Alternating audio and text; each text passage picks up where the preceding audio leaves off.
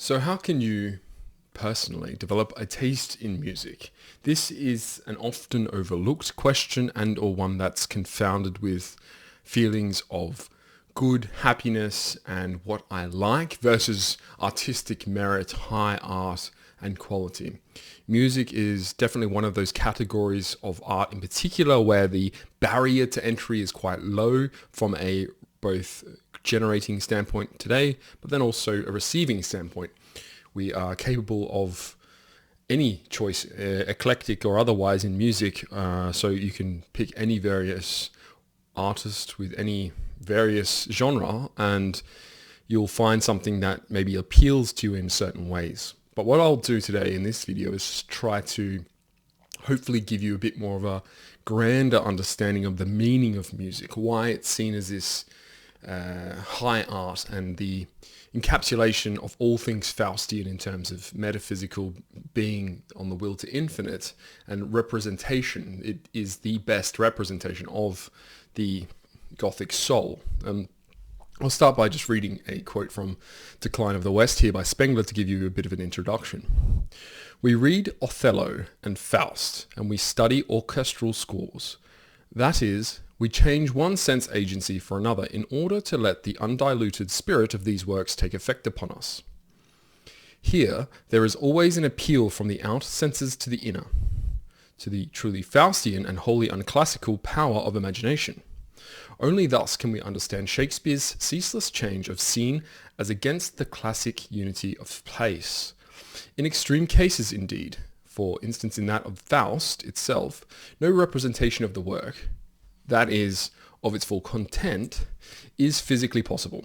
But in music too, in the unaccompanied a cappella of the Palestrina style, as well as a fortiori in the Passions of Heinrich Schütz, in the fugues of Bach, in the last quartets of Beethoven, and in Tristan, we livingly experience behind the sensuous impressions of a whole world of others.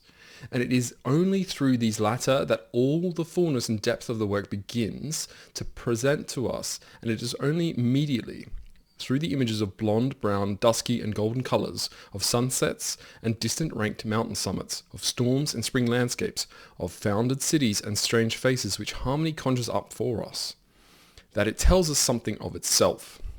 It is not an incident that Beethoven wrote his last works when he was deaf. Deafness merely released him from the last fetters. For this music, sight and hearing equally are bridges into the soul and nothing more. To the Greek, this visionary kind of artistic enjoyment was utterly alien. So here contrasting Grecian or Apollonian spirit with the Faustian, you see how there was one in the Faustian a need for the infinite, a need for the boundless and uncircumscribed protection from the world, and in the Grecian place there was much more time as present, as in unity, as in finite space. And that's why high art for the Apollonian soul was the statue, something of a pastime for the Faustian soul rather than the forefront or a lower art, as Spengler calls it. Why is this important? So basically, to understand, hopefully, your own soul, if you are Faustian, you'll need to be in tune with, and this is quite almost literally, the harmonic art of high classical music, and that's epitomized in Bach. So Bach was able to design and commune with God, even as he called it, in the way that he was able to make music which represented such vivid and artistic imagery that we can hold it to such high esteem what is something like 300 years later. This is only equaled by say someone like Rembrandt in oil painting, or in Shakespeare, for instance, or as Goethe wrote Faust, in that way that some things are timeless. And this is where we get that idea of high art is actually in itself timeless. Once it's made, it's the pinnacle of artistic expression in the mode of usage. So for Shakespeare, that was obviously plays and poetry, and for Bach, it was obviously music, orchestral and counterpoint, and then for Rembrandt, oil painting. So in these ways, we represent what is high art and of the Faustian intonation. And so we can start to put together this illustration of what we mean by what we call the felt or the spirit type of art. And this is how we can hopefully not admonish the tastes you might have for what is, people do enjoy lower versions of art. This is not to say that you shouldn't enjoy music that you like, if it's pop music or house music or rock, but it's to give you an idea of why these are not considered high cultural arts, and indeed probably not very sophisticated arts at all. And it has almost nothing to do with complexity, although that is one element to it. It's much more a triangulation effect here around the type of spiritual essence that we can find in music for us specifically. So each high culture will have its own art. So that's Mesopotamia, if it was China, if it was India, Egypt, the Grecian cultures. But for us, it's music. And in this way, we can start to hopefully understand and analyze why that is. So we start with what is the simple version of, or the more simple version of folk music. Anything that relates to this enduring spirit of who we are as people. This is borne out, I think, quite easily in a lot of ways when you go to small villages in Germany or Scandinavia, where they still have their own very basic versions of music, of roundelays, which they participate and practice in the form of both song and dance. And this worked up to what is choral music that was considered fairly key to the artistic expression of the church, and that when church attendance became the interlinking between the community and the spiritual realms, there was a performance aspect that was necessitating the version of communing with God through art. And so you had a lot of patrician style sponsoring. So rich men of the clergy or of the aristocracy would sponsor certain artists to make music or to write poems or to write music, and paint pictures. So in doing so, what they do is start to refine a process. So when you have all of these men and women starting on a process of artistic expression, you get this refinement.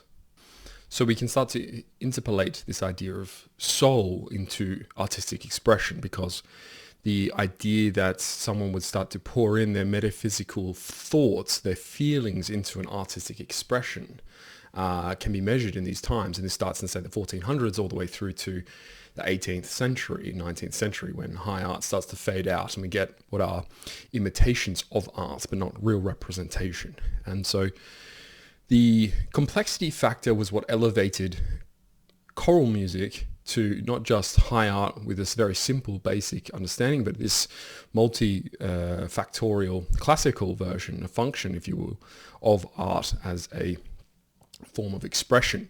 And morphologically in Faustian form, that took the classical symphonic orchestra with different variations, say like fugues or operas and to a lesser degree ballets, where there was this idea that the string music accompanied by voices and the four dimensions of tones and written in counterpoint, which is this majestic version of symmetry, was allowing us to represent thoughts, ideas, expressions, and our own metaphysical existence in music. And Spengler goes on to say, here, in chamber music, Western art as a whole reaches its highest point. Here, our prime symbol of endless space is expressed as completely as the spearman of Polycletus expresses that of intense bodiliness. When one of those ineffably yearning violin melodies wanders through the spaces expanded around it by the orchestration of Tartini or Nardini, Haydn, Mozart, or Beethoven, we know ourselves in the presence of art beside which that of the Acropolis is alone worthy to be set. With this, the Faustian music becomes dominant among the Faustian arts. And all other expressions of art are downstream of this, basically encapsulation of that Faustian spirit, this apogee. And so then, once you peak, what happens? Well, you have a degrading, and you can see here just already with operas and ballets that start to innovate the form. Now, ballets and operas are different versions of symphonies and classical music, so they still represent and are, in their own ways, quite high art. Maybe not as perfected, but definitely are in the same region of enjoyment and in sophistication. But when you start to make more derivations and you drift into what is avant-garde, so experiment for experiment's sake, because you've exhausted perfection, then the only thing to do is to either replicate perfection, that is just continue to play the same pieces, or you make your own if you're a composer. And so what you start to see is it's just, as I said, a derivation and or a degradation of form. And we take a look at something like atonal music, which is a bastardization in a lot of ways of actual good symphonic expression, and all the way down to, say, something like jazz, which is so repugnant to the soul that it's tried to be reclassified as good because it's transcendent or something bizarre and nonsensical. But basically what it's doing is filling this void, the human need for novel.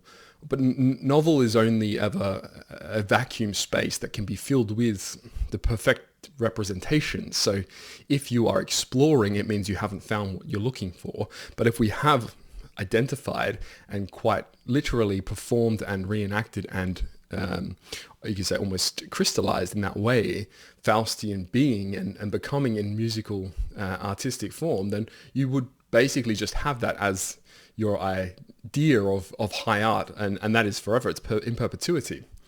So in this way, I think experimental is always a byword for worse. And lastly, it's to say that when you start to reflect on how you are disposed to your own music, is that there's a much more sophisticated level of understanding that goes into this type of music, and that you should really tap into that, into your soul, listen to these pieces and explore it rather than just relying on someone to feed you what are very basic notions of music and soul expression.